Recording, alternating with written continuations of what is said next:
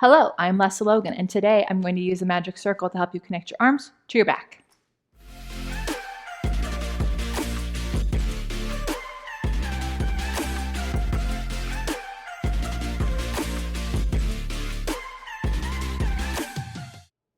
So this is not really like this Pilates exercise you'll find in any repertoire.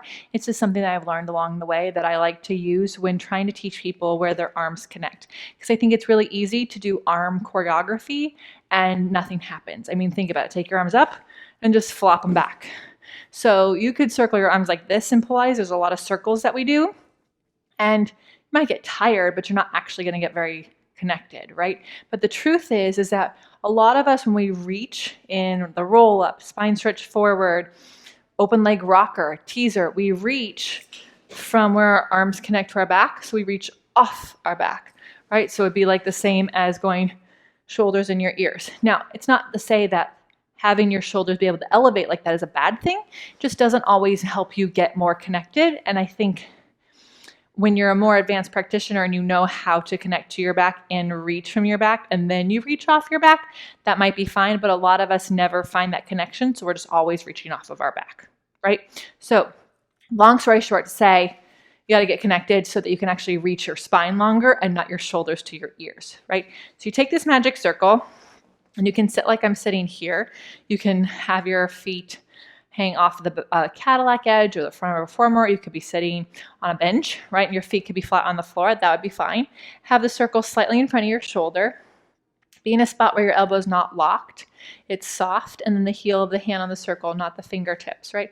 Have your fingers long and together. You can even put your opposite hand here right underneath your armpit and get really cozy in there. And then when you press into the circle, you'll feel this wing kind of like open, right? And then resist and squeeze and open, squeeze, right? And so it's these little pulses. It's not fast.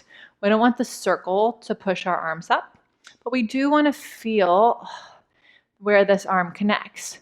Right now, if you took that circle away and you did the same thing, can you feel how you can make that happen yourself, right?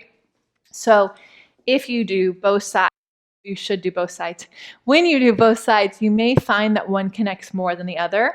So in your own practice, I would just go weak, strong, weak, right? That way, so don't go weak, strong, weak, strong.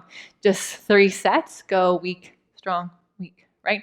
So then what you can do is like just see how that helps you. If you're doing the double leg stretch on the mat and you reach your arms and legs away, if you imagine you're squeezing into that circle, how does that actually help you stay in this exercise, right? When you're doing the roll up, how does keeping your arms connected here help you when you reach up and over, that you don't do this, but instead you're like, oh, I'm going to get a little further with my spine. I'm going to get a little more out of my waist. I'm going to get a little further with my spine. Feel the difference? Or can you see the difference? This would be overreaching with my shoulders and then actually pulsing my spine further forward while my arms are connected. Oh, that would be what you want to do. So give that a play. You can take that feeling into anything where you have to use your arms in Pilates, which is like everything, right? So have fun with that one and then let me know how it goes. You can put in the comments below or do it and then take online Pilates classes with me at onlinepilatesclasses.com. If you're not a member yet, go to onlinepilatesclasses.com/subscribe. Thank you and I will see you next time.